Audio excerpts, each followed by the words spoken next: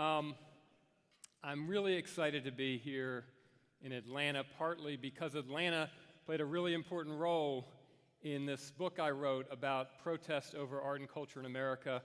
I collected over 800 cases of public conflict in 75 cities in America between 1994 and 1998, and Atlanta was the most contentious city in the nation. In spite of how friendly all of you seem today, 38 conflicts over 4 years, and if you want to understand why Atlanta was so contentious, you have to read the book.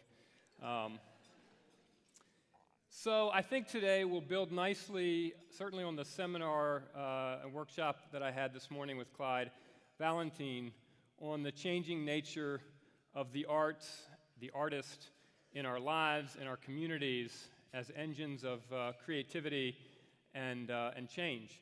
I want to begin by talking a little bit about some of the challenges of recentering the artist in public life.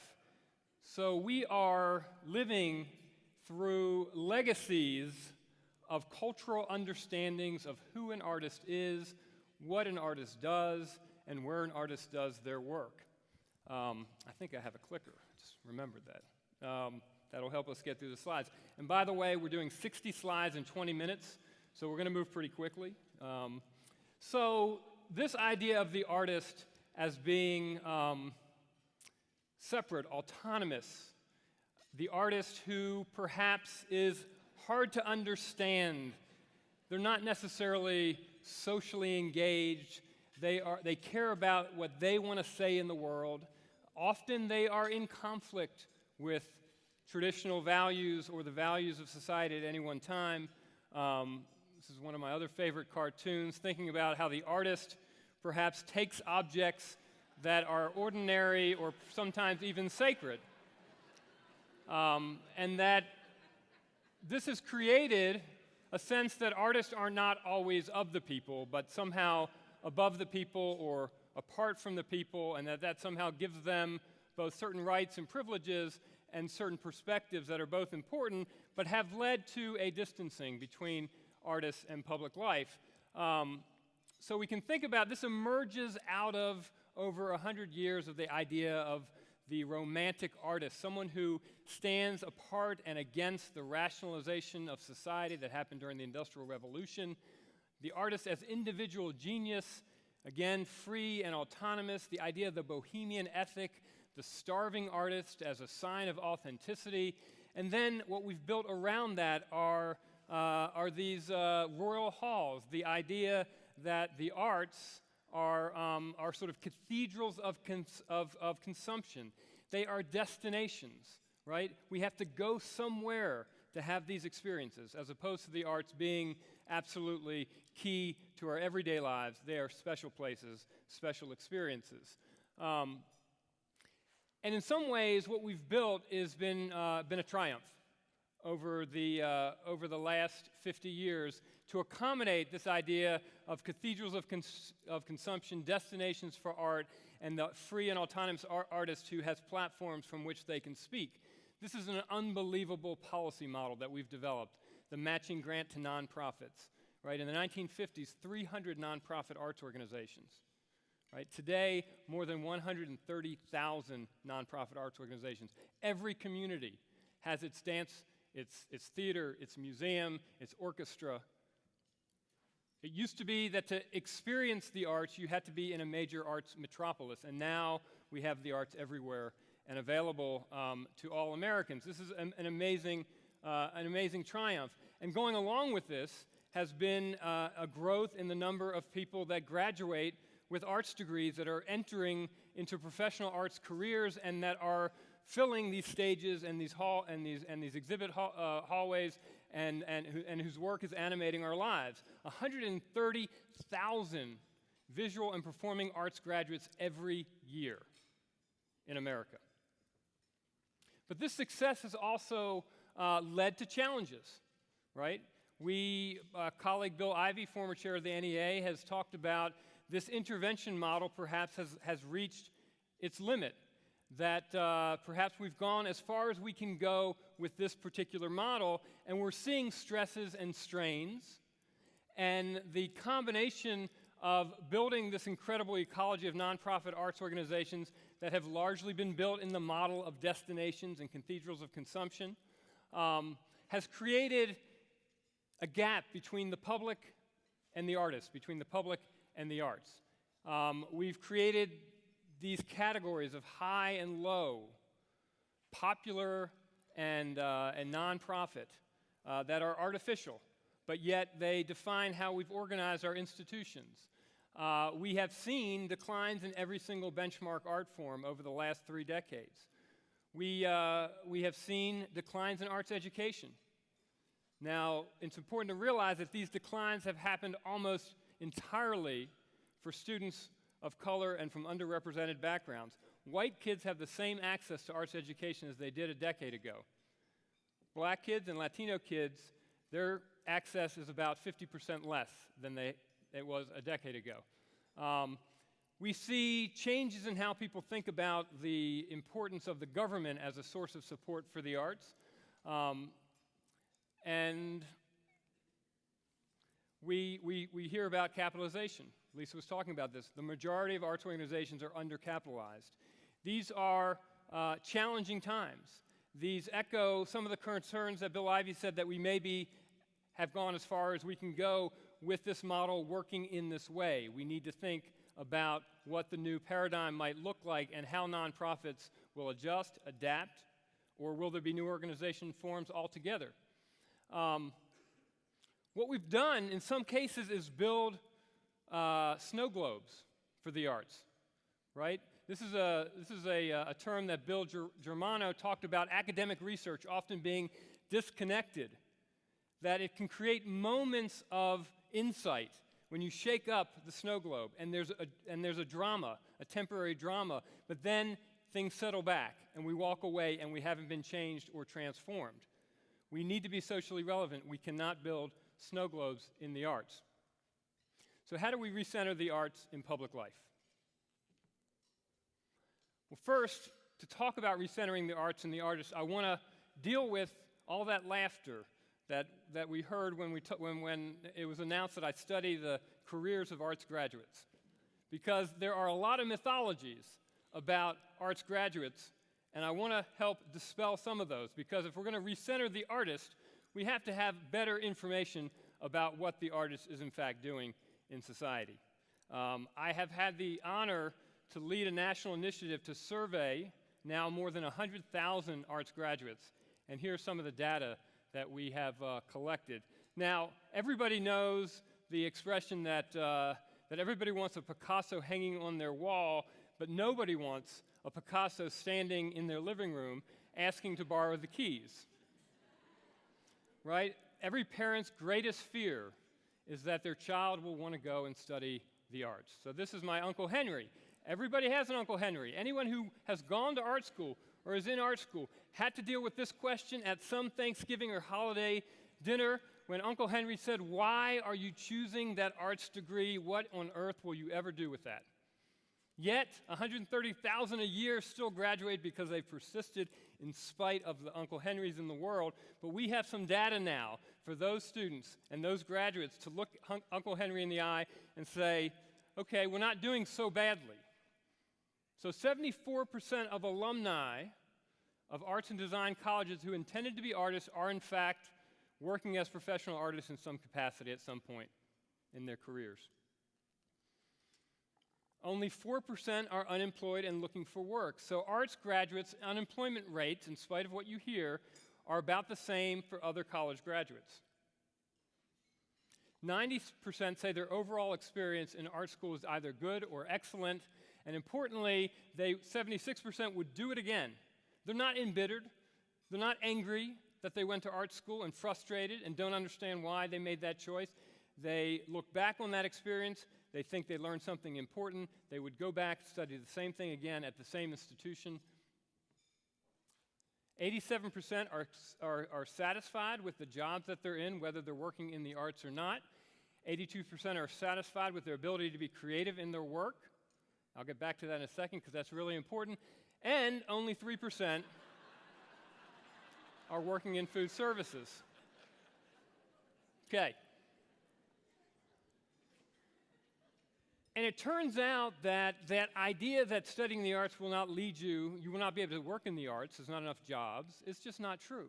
In fact, 50% of all college majors, not all, but most, within 5 years are not working in a major related to what they studied in college. Right, so Uncle Henry would say, certainly study accounting because that is a linear career path. There certainly will be a job for you. Yet we see that students who study music are more likely to be engaged with something related to their major than accounting majors.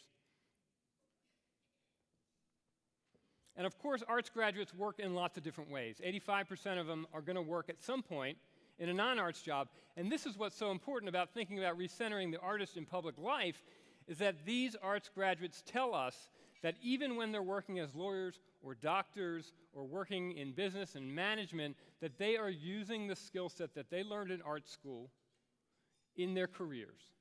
And they find those competencies, the training they got, highly relevant to their work. And this is important, again, to go against the sort of unhappy artist. It turns out that artists are among the happiest professionals. So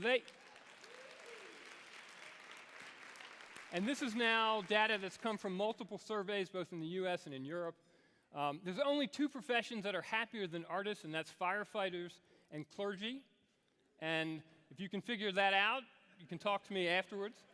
But artists are next in line. Next, please. This is important. This is pretty remarkable finding from Gallup about the decline in engagement over one's lifetime. 80% of elementary school students are engaged in what they're doing, 60% of middle school students, 40% of high school students, and only 30% of working adults say they are engaged by the work they're doing. Now let's remember what we learned from arts graduates. 82% of arts graduates say they are creatively engaged at work. Right? Compare that to other professions. This is why they're happy. Right? We know that one of the greatest predictors of happiness in one's occupation is whether you're able to be creative. Okay, so artists are well prepared to be recentered. They are not as marginalized as we think they are. But the world is really bending towards the arts now, and I want to try and make that case very briefly. One is certainly that the economy is changing, right? And so maybe Richard Florida has done the most to advance this idea that the creative class is growing, and importantly, that the creative class wants to work and live in creative places that feed their imagination and creativity, right? We know from the Wall Street Journal that more than 75% of young people choose a place to live and then find a job. That would have been completely different 2 decades ago. They would have gone to where the jobs are. But they're highly mobile, and they want to live in interesting, stimulating places. And if you look at that slide, another 20 seconds, you'll believe everything else I say. Copyright is growing, $931 billion to GDP. Intellectual property, this is what's on your phone, right? The biggest transformation in our lives are our phones, our digital devices that we're carrying around. The vast majority of what's on that phone is produced by artists and designers and storytellers, right? This is a huge growing part of our economy. It's 3 times the size of the construction industry, right? So publishing, video game, television, films, music. Our rate of expenditures, household expenditures on entertainment is growing, 58% over the last 15 years. Soon they predict that the average American household will spend at least $400 a month entertaining themselves, giving themselves access to all the stories of the world. IKEA talks about the aestheticization of everyday life and now claim that more citizens are, 1 in 10 citizens are conceived in their beds, and more people go to IKEA on Sunday than visit church. We're expecting to be surrounded by well-designed things. Daniel Pink talks about the MFA as a new MBA and the importance of these high-touch, high concept skills, the ability to tell a compelling narrative or to create an aesthetically pleasing design, the ability to have empathy and to connect with other humans, that these are in fact the skills of the 21st century that we need. And of course, we know that artists are the ones at the forefront of this kind of thinking and doing. 1,500 CEOs in America were surveyed, and they said the number one thing that they're looking for from graduates is creativity. The number one skill, right? So again, economy is leaning towards what artists and designers do. And this rising generation has been bitten by the creative ethos. Not only do they want to live in creative places, but they want creativity at the center of their lives. So 84% of students that I surveyed across the nation said that thinking creatively was a core skill they wanted to learn in college. It was more important to them than learning quantitative skills. And this is critical. 92% say that a career that allows them to be creative is very important. It's one of the most important things for young college graduates, is to be able to be creative in their lives. And of course, design thinking, right? This has now become a very common, very accepted methodology deployed in all kinds of sectors. It's really just a container for arts-based inquiry, right? Design thinking captures a way of imaginatively approaching problems that artists engage with. I looked at Google Archives to see the sort of transformational trend in how often people are searching for design thinking as a concept, and you see that it rises exponentially alongside complex problems, because people recognize that the problems that we face as communities and as a nation require imagination, that the old ways of solving problems are not working, and they are looking to designers and artists to be part of these solutions. These are the kinds of things that artists do. This is the kind of training they get when they study the arts. They learn how to improvise, to generate lots of ideas, to ask these what-if conditional questions, to work on emergent collaborative creativity where the solution's unknown. They know how to deal with ambiguity. They know how to take risks and to learn from failure. They know how to deal with critical feedback. They know how to express their ideas across multiple platforms, what I call expressive agility. These are the core 21st century competencies. This is what those CEOs are looking for, and this is the toolkit that artists have when they go out in the world. And it's true that the arts do not have a monopoly on creativity, but in my national survey of double majors, we asked students to tell us what they did in their major, how often certain kinds of learning took place. So this is pretty remarkable. We wanted to know how often certain kinds of creative competencies happen. So we asked them, how often do you get an ambiguous assignment and are allowed to take the assignment in multiple directions, right? Which is pretty much what life is about. Arts majors say that happens often, 55% of them. Compared to biology majors, less than 10%, econ business majors a little bit more. How about the ability to be creative in your classes? 80% of arts majors, 3% of biology majors. Again, around 10, 12% for econ and business. There's something about how we study the arts that leads to those competencies that we know the world is bending towards. And we know those competencies exist in the arts, in part because when we look at scientists who are artists, we see them excelling. So Nobel Prize-winning scientists are 22 times more likely to be performers than scientists that don't win the Nobel Prize. Right? So that powerful combination of art and science that really explodes the imagination to create solutions that have never been thought or imagined, it happens because of the way artists think and ask questions and engage.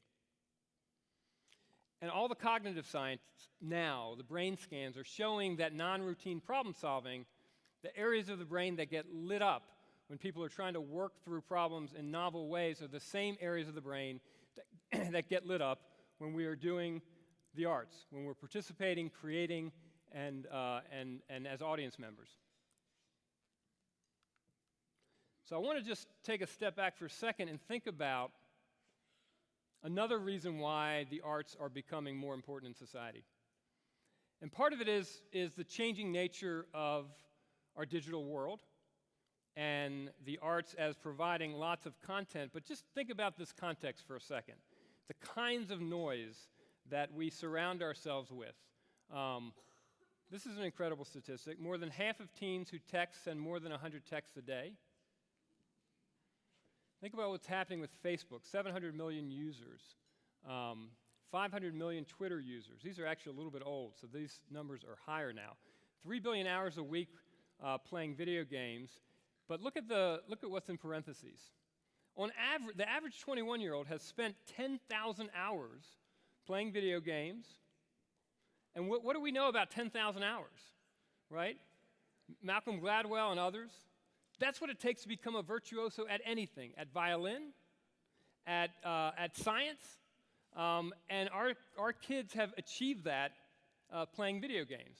Or how about what's happening on YouTube? More than 6 billion hours of video are watched each month. And of course, the most popular YouTube videos are music and then cats. And cats playing music are particularly popular.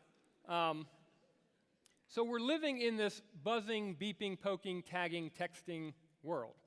And a lot of that poking is happening from people who are expressing themselves through art and media. So that's an exciting time, but there's also reasons to be concerned about this world.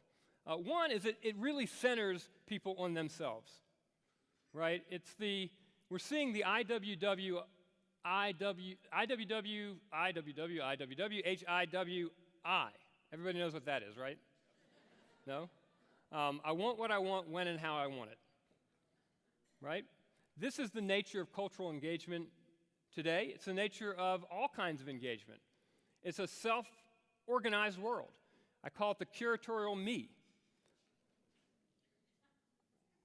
And just to show how self-absorbed our world is, you will never see a statistic like this again.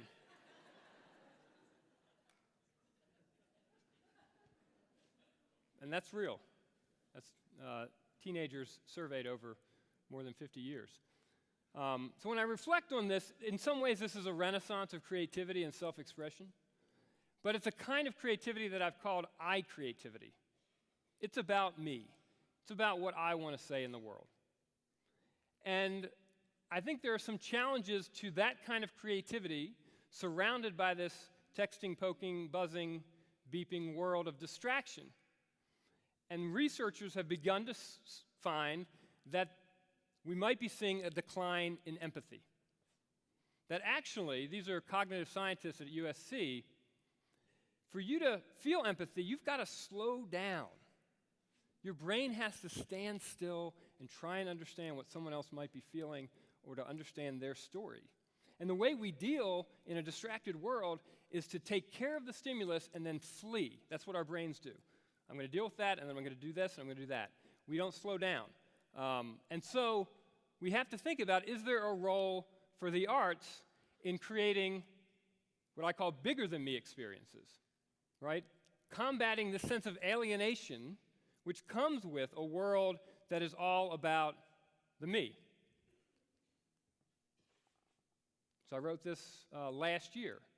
How can the arts help us reconnect with these bigger-than-me experiences? And I think there are two fundamental questions that we might think about in our community, right? How do you become a trusted curator in an IWW, IWW, HIWI world? I always get a couple extra W's and I's in there. How do you become a trusted curator? Because to experience that bigger-than-me moment, you have to give yourself over to somebody. It cannot just be an experience that you know you're familiar with, you know you like, you customize it just the way you want it. Right? You have to trust that someone can provide for you something you otherwise wouldn't experience. You have to become comfortable with discomfort, as Clyde told us this morning, but it requires trust. And in fact, we see declines in trust in every institution in the U.S., from the press to government to business. So how do you become trusted?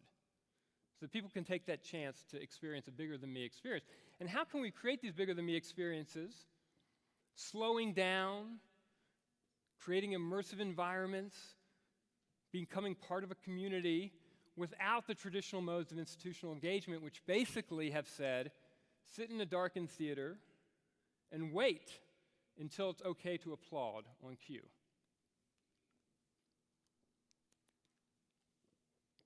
So this is what I think the radical paradigm shift is for the artist in America. Right? Going from being fiercely autonomous and independent, which is what we've created since the Romantic period over all of this century, to being fiercely socially engaged and collaborative. That's how artists want to work. That's how young artists envision themselves working. Have we created the environment to facilitate and allow that to happen? Well, one sign of perhaps a paradigm shift is what I would consider to be one of the largest multi-funder collaborations trying to advance a new idea in the arts, and this is Art Place America. 14 funders came together to invest $85 million over 10 years in this idea of creative placemaking. The idea that artists and designers can work with community development, with economic development, to make their places better, more livable, to animate public life. And they've done some amazing grants, hundreds of grants across the country. This is Firewater in Providence, Rhode Island. Who other than an artist would say, let's just light the river on fire and see what happens? And now I think this happens every month. This is a cornerstone of public engagement in the city of Providence. Or take my own community in Phoenix, where we've generally seen an emptying out of downtown, and two artists said, hey, why don't we have a table that's a mile long down First Avenue and invite the city to have dinner together, and invite artists to animate the space around them, and invite chefs to prepare locally grown food. This was an amazing event that helped people reimagine what the city could look like. Or another artist in Phoenix who looked around and said, there are vacant lots in downtown Phoenix every other block because development has happened out in the exurbs and the suburbs. And so we left our city largely with vacant lots. And they said, well, why don't we plant sunflower seeds in vacant lots? Right, that'll change the way we feel about our cities. But then the artist goes further and says, hey, let's plant sunflower seeds. But it turns out there's a local magnet science high school that's working on biofuel automobiles. And why don't we get those kids to help us plant and then harvest the sunflower seeds, harvest the oil from the sunflower seeds to use it to fuel the cars that they're inventing and making in class. So it becomes a fully integrated, connected project with the city in ways that only the artist could have imagined. And when we look at what arts leaders in our country are saying about the arts, I just want to show you a couple quotes. This is from Laura Callanan, who formerly deputy chair of the NEA, who has talked about the need to build this collaboration between artists and arts organizations and other partners who care about social change. Right, this is a point that Clyde made earlier this morning, that artists are critical to helping communities deal with social change, both advancing it, coming to understand it, knowing how to talk about it, right? And she talks about this cooperation, if we get it right, will have maximum impact. Or Deborah Colinan, and I just think we had Callanan and Colinan, you have to guess who the next last name will be. There's some order there. From the Yerba Buena Center for the Arts. Artists represent our ability as a society to solve our problems. Or Jamie Bennett from Art Place that says, artists are the one asset that every single community in America has. And are they mobilizing that asset effectively? Not every community has certain industrial partners or sectors or economic resources or housing resources, but every community has artists. Musagetti's foundation in Canada, talking about the role the artist can play in addressing the fault lines in modern society. So this was the old model, the 20th century model. If I had taken 5 quotes 40 years ago, these would have been the words I would have highlighted. Nonprofits, professionalism, excellence, facilities, access, outreach. These are the words that came from those quotes that I just showed you. Assets, resources, impact, community, problem solving, social change. That's the paradigm shift. So if you think about 130,000 nonprofits as the old cultural policy paradigm, and it's not going away, this is a both-and proposition. But 300 to 130,000, what's the equivalent of that in the next few decades? What's the equivalent of 130,000 nonprofit organizations that will help us organize this new way that artists are working? What does that look like? Because right now it's disconnected. It's driven by charismatic artists, charismatic arts organizations, right? But we don't know how it all fits together, how it gets supported, how artists make a life and a career doing this work. So I'm just going to end with some what-if propositions, because I think the way we start this conversation is to try to audition bold ideas, right? We should be able to generate in this room 100 bold ideas for how the arts might look over the next 20 or 30 years. So this is just, some of these are bold, some of them are not. These are probably not the ideas that we'll end up with, but let's ask these kinds of questions. What if every citizen got an arts voucher for 10 free lessons to do anything they wanted to? What if our art system was built on that? How would our nonprofits be doing today if more of our citizens saw themselves as active artists with access to arts training? What if culture was fully integrated into our work lives instead of being something that happens outside of work or separate from work? What would that look like? What if every cultural institution in a city partnered around a common theme every year? A big conversation for the city.